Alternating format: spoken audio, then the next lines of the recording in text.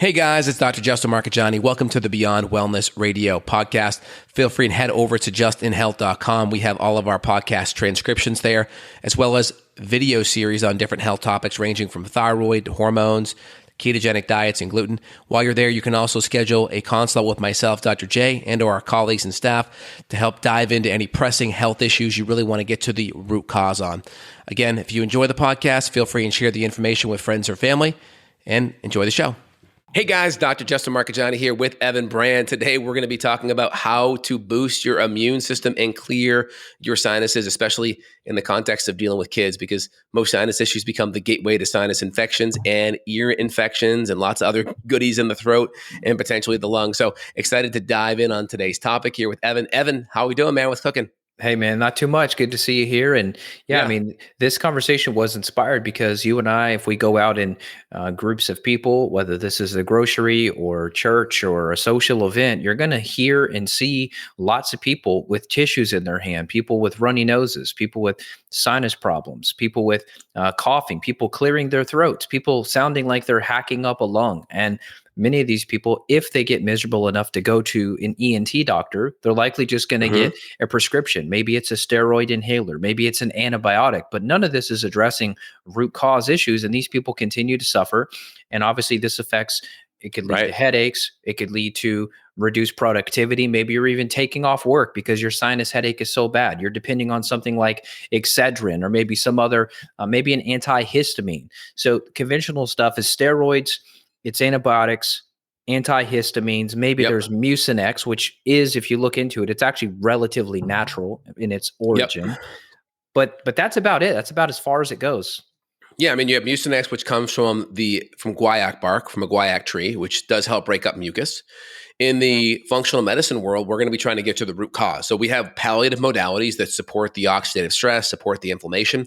We can add N-acetylcysteine in that, which is a mucolytic. It does help with oxidative stress. It does help increasing glutathione levels, which are really important because if you end up giving your kid Tylenol, I mean, you can look at Tylenol and glutathione connection. Tylenol totally depletes glutathione levels.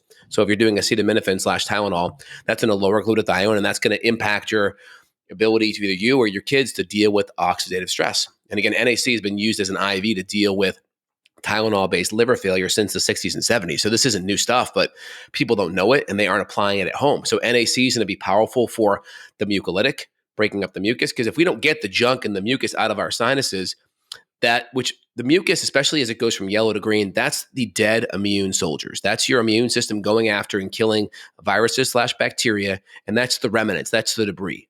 And the more that debris sits on the battlefield, right? You can kind of go back to like a World War I type of meme or analogy in your head. If all the soldiers stay on the battlefield after they pass, well, guess what? That's how infections start, right? Same thing in your nose. When those immune soldiers hang out and they're there and they've all kind of been they've already sacrificed themselves to go after the bacteria and virus. If you don't move that, that's going to put more stress on the immune system, and that's going to allow the junk and the remnants to spread more bacteria through the eustachian tube that comes here. It's more parallel for kids.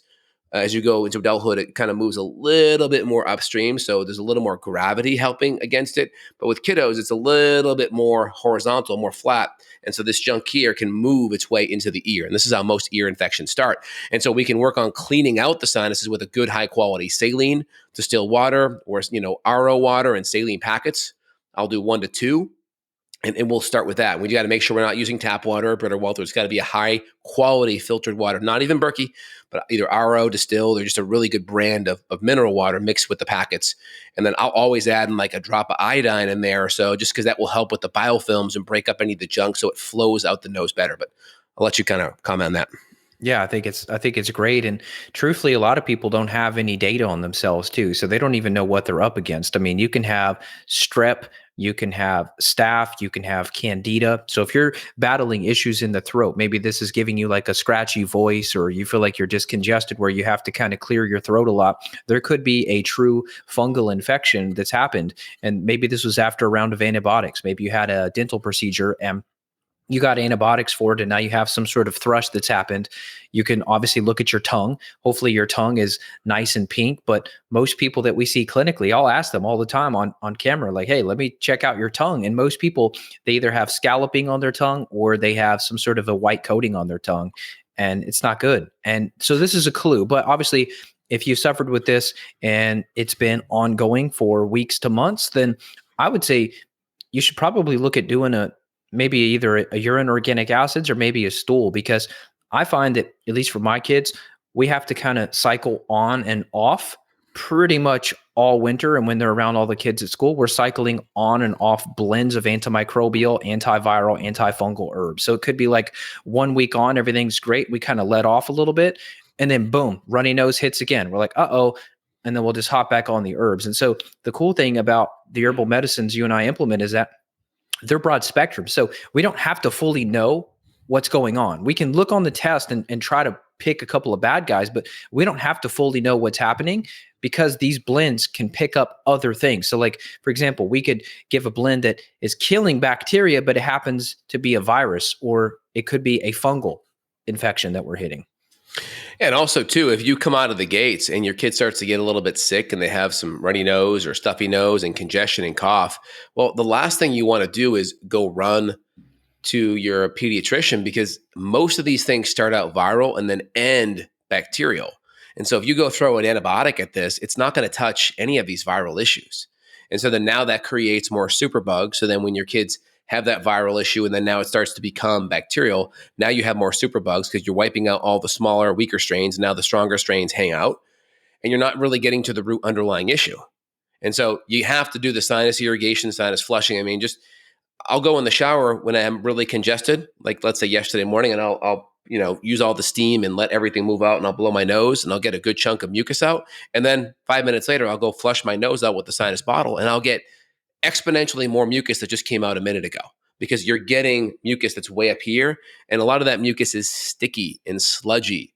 And that's why I'll use some of the Xlear Rescue that has some herbs that knock out biofilms, which kind of takes the stickiness out of the mucus. And then we'll use saline with the iodine, and we'll, maybe even put some silver in, and we'll rotate between iodine, silver, or hydrogen peroxide. And that will start to move and break up that stickiness, break up the biofilms, and allow it to flush out.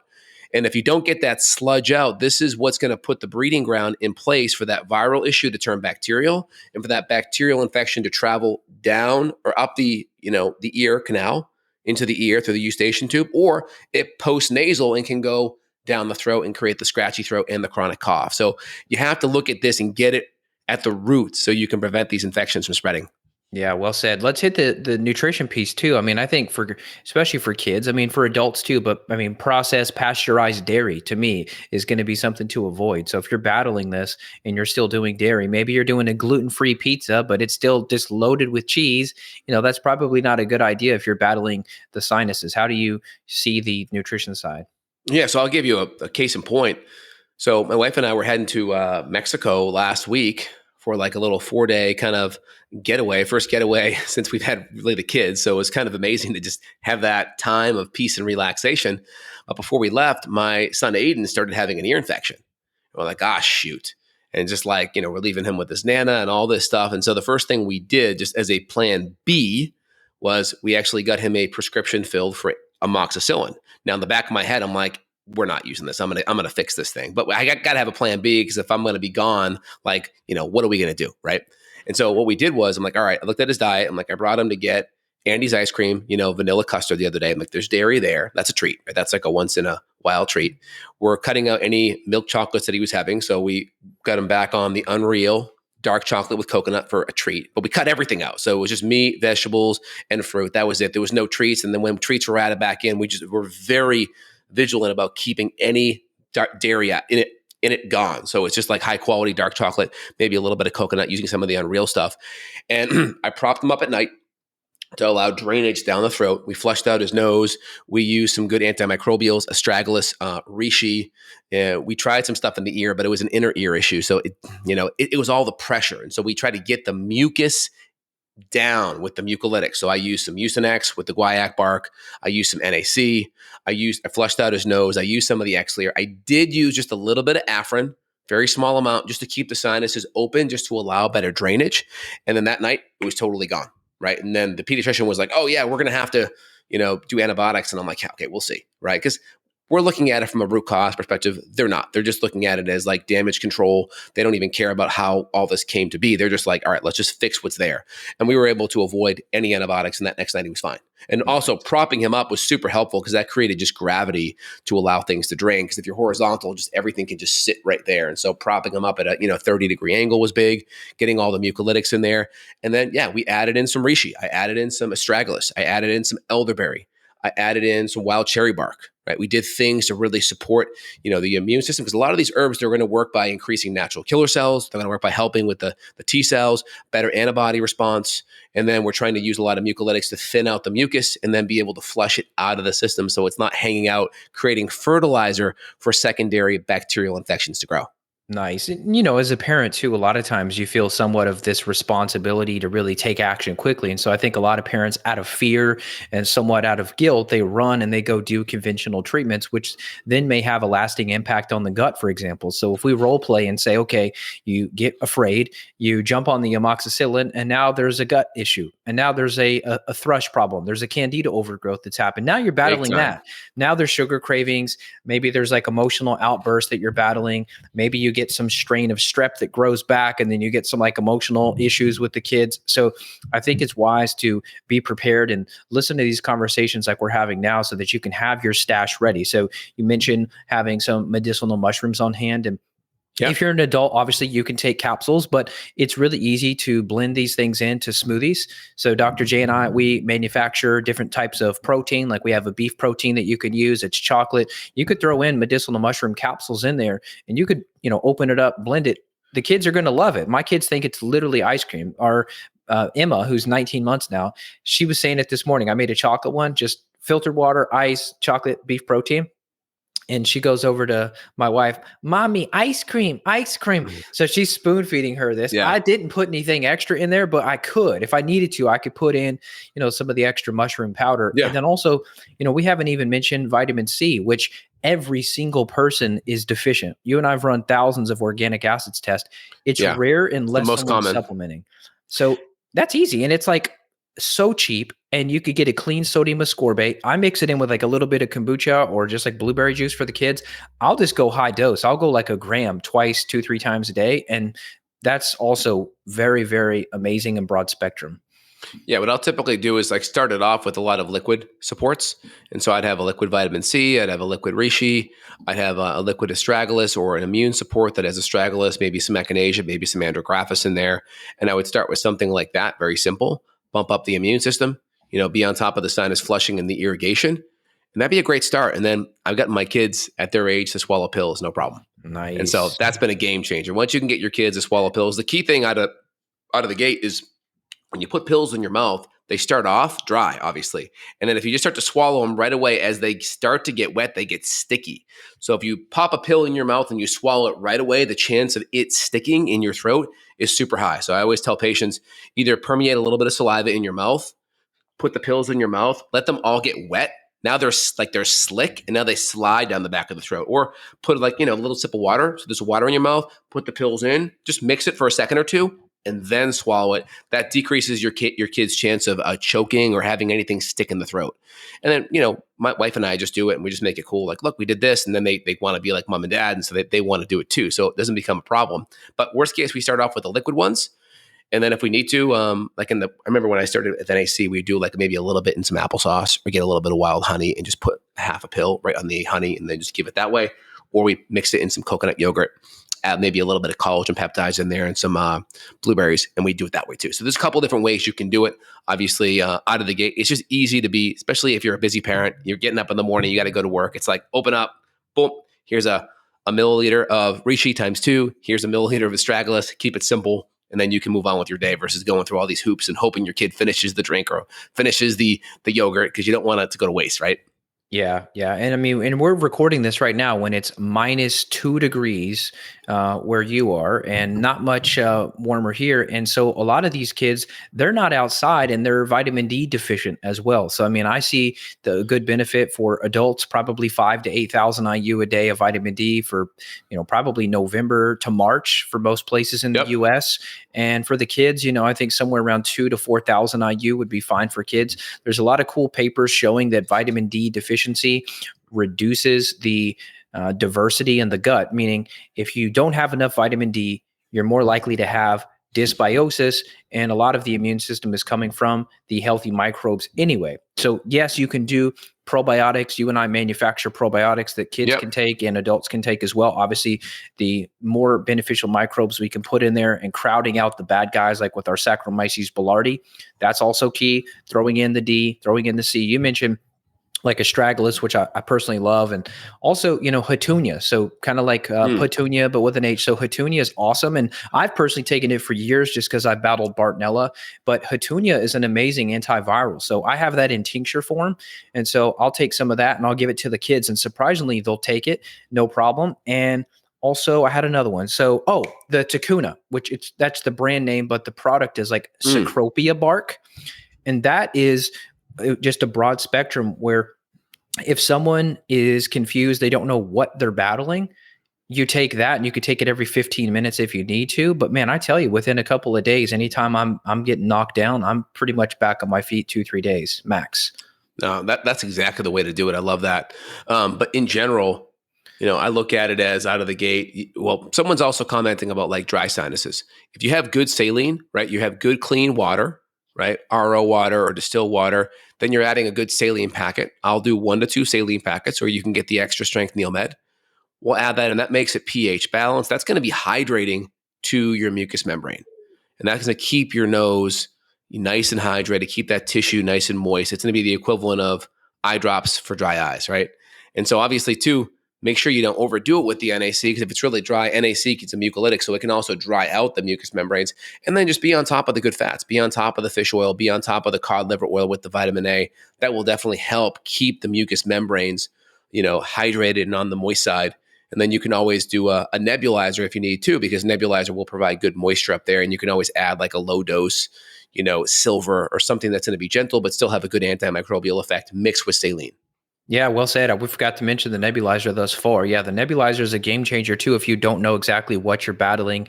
And, we're still seeing a lot of corona float around. I'm hearing cases of it every week, and NaC, that's going to be supportive. Glutathione can be supportive. So I would say look at those things. And then also this guy here in the comment, they mentioned there was blood in the stool too. So I would do a stool test too, just to see what's going 100%. on. Maybe the blood coming from the nose is not related to the blood in the stool, but man, if anytime that's happening, I'd like to know what the heck's going on internally. Also, too, 80% of your immune system is going to be in the gut, in the stomach, in the gall, and in the malt, the mucosal associated lymphoid tissue, and the gastric associated lymphoid cells tissue. So, if you have poor gut function, if you have gut inflammation, that's going to be a big driver. So, with my son, when he had the sinus issues last week, for me, it was really simple. Coming off the holidays, we maybe had just a little bit extra treats. We were out doing a little bit more fun stuff that you typically do around the holidays, and it just caught up to us a little bit. And so now we're on top of it, and we just made sure that we cleaned out the diet, got everything super tight, and the root cause was now removed.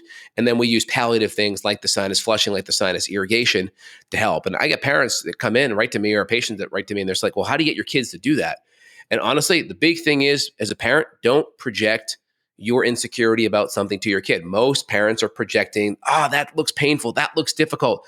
Do it yourself without your kid there. Get comfortable around it. So then when you're ready to do it, like, look, and you do it. It feels so good. And you just kind of like talk about how good it feels. And then, your husband maybe cheers you on, and vice versa.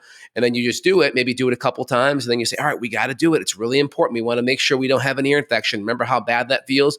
And you lean on those pain points, and you just try to make it cool and acceptable. But I'll tell you, the first time I think we did it with my son Hudson, he was like maybe 6 to 8 months old. And, someone held his arms behind his back, and we just did like a quick 1 to 2 seconds. And then pause in between, blow your nose, and then 1 to 2 seconds, and then you blow your nose. And they do kind of feel like they're drowning initially, but it's only a second or two, not a big deal. When I'll do it, I'll do about 3 seconds worth. I get all the mucus up, blow my nose, and then do it again. blow my nose, and then I'll do the X-Clear spray at the end to kind of coat that mucous membrane, break up the biofilms. Normally, I'll do the X-Clear rescue before, wait a couple of minutes. That loosens all the crud up. Now, when I flush, everything comes out. And then at the end, once it's flushed, then I'll do it, one more spray in each nose to let it sit, which then helps with the inflammation and knocks the microbes.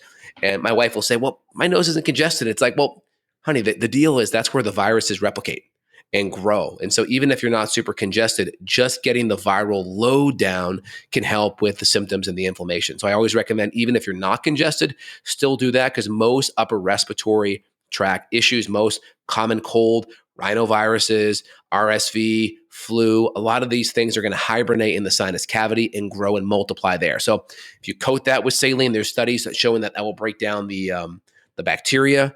And then also, if you add in like a little bit of iodine in there, that's also going to help with the viruses. And I also, my other trick, my functional medicine trick on top of that is, once you flush out the nose, do the X-Clear, do a little squirt right in your mouth and gargle it 15 seconds.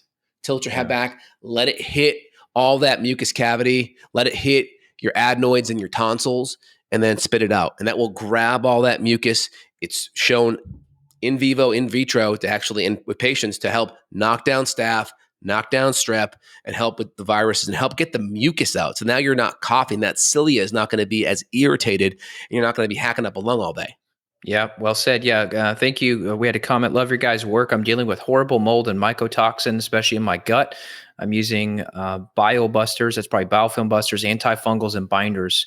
I think I developed IBS though. Yeah, I mean, that's the biggest one we didn't talk about, which is that if you are battling mold, maybe your office, your home, your workplace, your child's school, maybe there is a mold issue. Obviously, we know in the literature that's going to keep your immune system suppressed, and you're going to battle all sorts of new issues sooner because your immune system is knocked down. So it would be important, if you can, even if you just like burn some of the candles that we sell, or if you have the ability to put in a fresh air ventilation system and dilute the toxicity.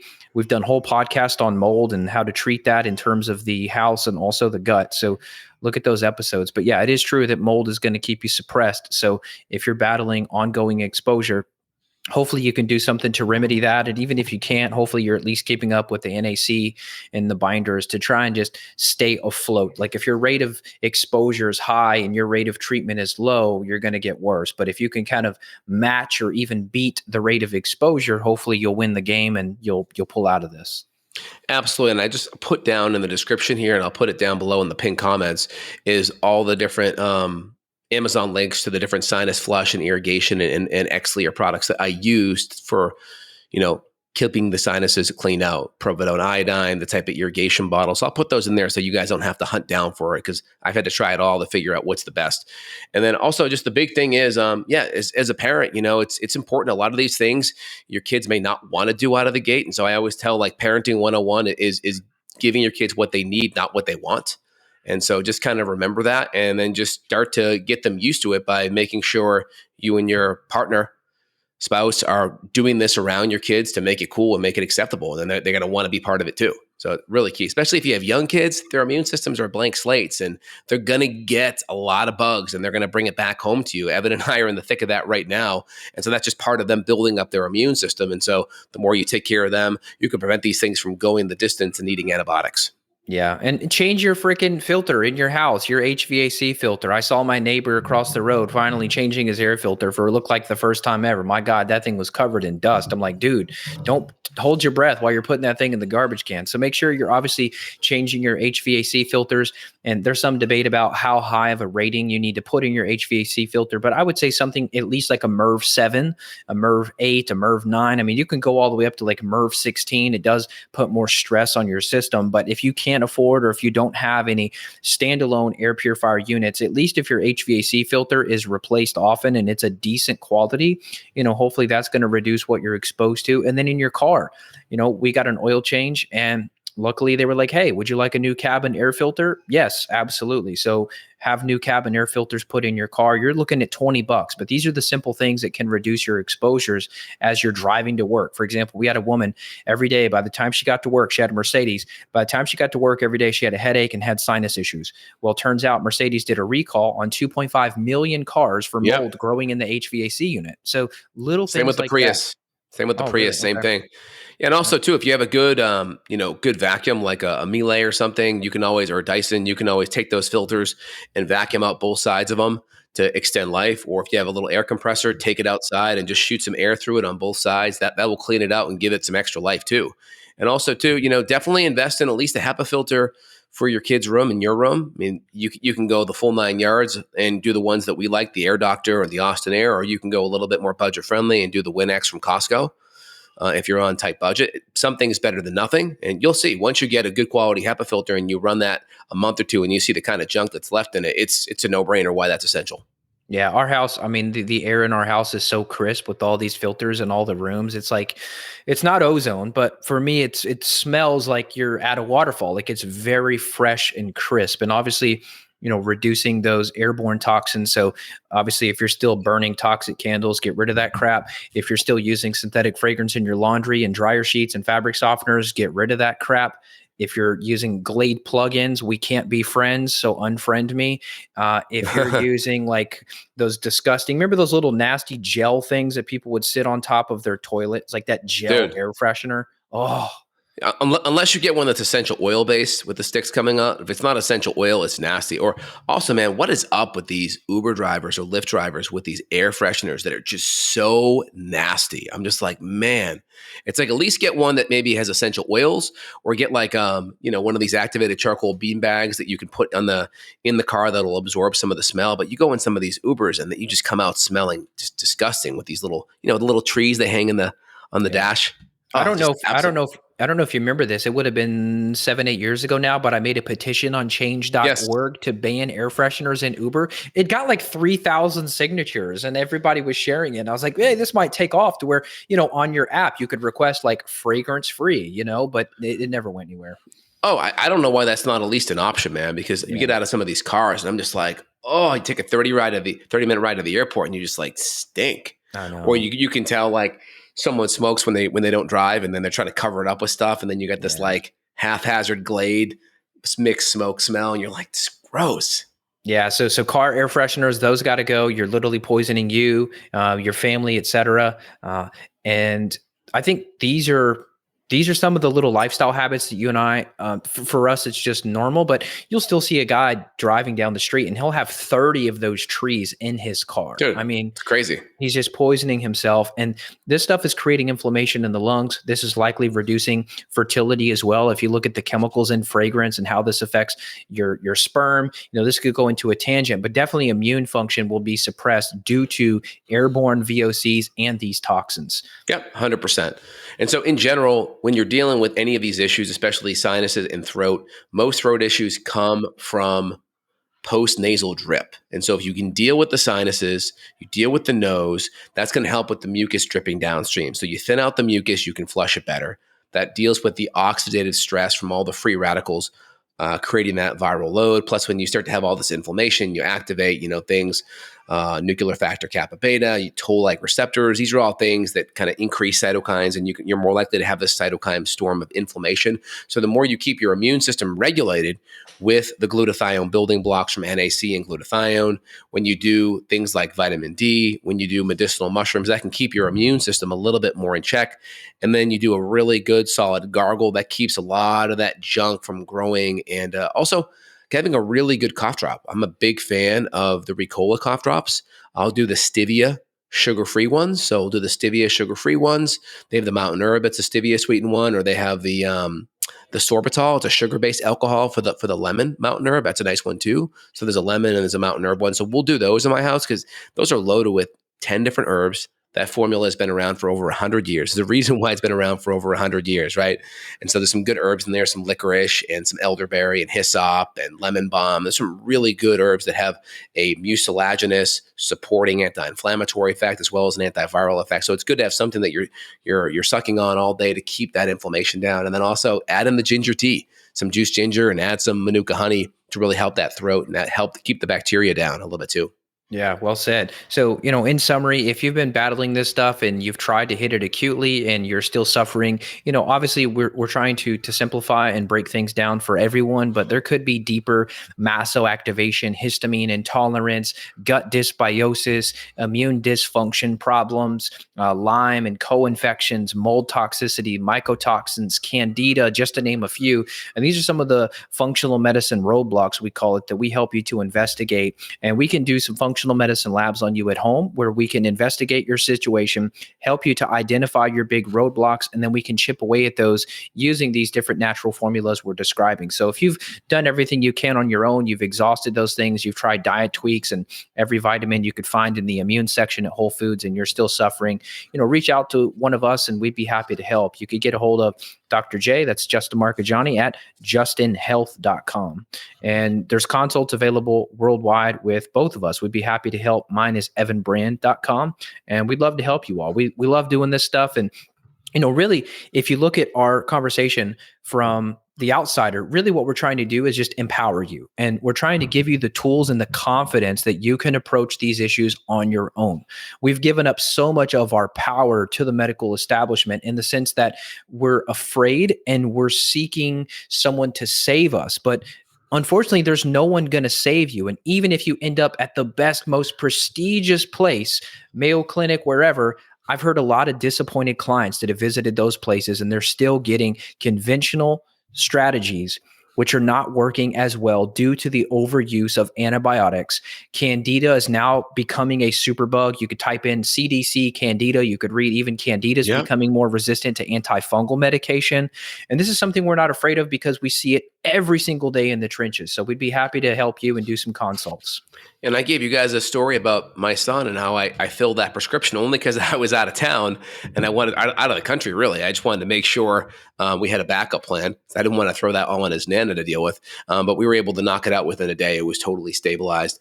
We just had it as a backup plan. And so, and again, if you have to have antibiotics, put that at the last thing on the list, do the other top 10 things first, and more than likely you won't have to do that. And if you have to do antibiotics, make sure you do probiotics with it and afterwards for at least a month to really work on repopulating. And then someone wrote in the comments, I want to hit this because this is a big deal, right? This is definitely a big thing. Someone wrote that my attempts to inform, essentially to help with her grandkids or his grandkids, the parents were not receptive of diet changes or any of the recommendations because they don't have a great diet. And it all starts with the diet. And so the big thing when it comes to a lot of the sinus and ear stuff is you have to get the processed sugar out and you have to get the dairy out, and meat, some vegetables, maybe a little bit of safe starch, maybe some fruit. That's going to be fine for kids, especially if kids are more active. But it starts there. Most people, they don't eat good themselves. And so by having to change their kids' diet, that means they have to confront their diet and their crummy diet. And that's hard for them. And so most people just kind of project and just kind of pass on what they do to their kids.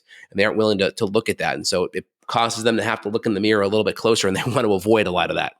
Agreed. Well, and some people think that loving their kids and rewarding their kids is like going for the pizza, the ice cream, the cookies, the cupcakes, the cake, like you've done something so good. Here you go, sweetie. Here's your treat. The reality is there's so many good choices now that are not sugar-filled things, that are like grain-free recipes for pancakes. And, like you mentioned, some of the more naturally sweetened cough drops, for example. So it's really easy to avoid this stuff. But you're right. I think for some people, it's too uncomfortable because they're so stuck in their ways. But, my end all be all response to that is like, they have to suffer enough to listen. Until you're so miserable, you might not listen. And unfortunately, a lot of people have to hit rock bottom first before they have to really think, okay, something's wrong with my diet. Now it's my turn. And here we are in 2024. Maybe people have already set New Year's resolutions and maybe they're already giving up on those. And they're like, I'm too tired, maybe next year. But I would just encourage you to just try to take away some of the things we're teaching here. Maybe you dedicate the next month. You're going to focus on doing animal protein with every meal, and you're going to get rid of dairy for 1 month. Maybe butter. I do butter every day. It should be fine. But if you're really sick, maybe skip the butter, just go ghee for a month. And maybe that's it. Yep. And, you got to look at things holistically. So, we'll do every now and then, I'll take my kids to Andy ice cream and just get like a nice kid size vanilla custard without anything on it, maybe like one cherry, just to kind of make my kids feel like they're they're kids and give them that little bit of a feeling of just doing something that's different than normal. But you got to time it up, and you got to say, oh, are they sick? Are there bugs going around? And you have to just time it up. Oh, there's a lot of immune stress. Maybe we skip that and we do something that's a little bit more immune friendly, or we go with the high quality dark chocolates, or we go with the Zolly Pops, the anti-cavity Zolly Pops, right? We just try to have a bunch of tools in our back pocket. And, it's interesting because we went to that pediatrician just to get that preventative prescription for antibiotics while we were out of the country. And I always ask my wife because she'll do a lot of these things because I'm seeing patients. And I'll say, did they ask him about his diet or you about your diet? Did they inquire about any of these other things? It's like, nope. They were just like, yep, this is a middle ear infection, more than likely bacterial. This is it. And it was on to the next. And there was no really inquisition or interrogation about what's the food like? What's this like? No, really trying to get additional information to make a lifestyle change. It's just very, all right, on to the next. And so a lot of people go to their, conventional doctor thinking that they know a lot about nutrition or they can give them advice on that. And they really can. They're, very little education in medical school on that. And when it's given, it's usually the food pyramid type of dribble that you hear, regarding your 10 servings of this, saturated fat's bad, cholesterol is bad, all these different things. And no emphasis on organic either or GMOs. Of course. So if you need help, reach out. Like I said, we're happy to work with you. We help people around the world, and we have professional supplements that we manufacture to help people. So there are some recommended products, like we have some microbiome supports that have some herbal antivirals in them. We have some oregano type products. So Justin and I will put a couple of links. So wherever you're listening or watching, whether it's on his side or on my side, if we repost this, we'll have links to where you can check out some of these products. And if you need a little bit of hand holding, it's fine. We'll likely save you some medical bills. You'll pay for a couple consults, but we'll teach you so much. Yeah. And also people were talking about the sinuses being dry. First thing is, this time of year, it's going to be drier from a humidity standpoint. I could say if you have a humidifier for your house, you could always put that on. I always get a little bit worried about maybe potentially getting some mold in there with overdoing it. And so what I recommend too is get a nebulizer and put some straight saline in there, and just breathe 5-10 minutes of straight up saline into your lungs, into your sinuses. That will help. I think even just a sinus spray that's saline based will also rehydrate, kind of like eye drops would rehydrate dry eyes. So I think those would be your first steps. And then worst case, you could always get a localized dehumidifier. They have ones that will emanate from like a little bowl in front, and then you just put your face over it and just breathe in. I think you can also do it from a travel-based nebulizer too. Yeah. Well said. Any thoughts on that? No, I love it. I think nebulizers makes more sense. I mean, you're hitting it right at the source rather than you trying to fill the room with humidity. Whole room. Yeah, something like that's good. And also sometimes things like the Vicks Vapor Rub can be pretty good too, or some kind of an essential oil blend with peppermint and these type of things. Breathing that in can be very helpful and open up the sinuses and provide some hydration too. So I like that. Yep. Cool.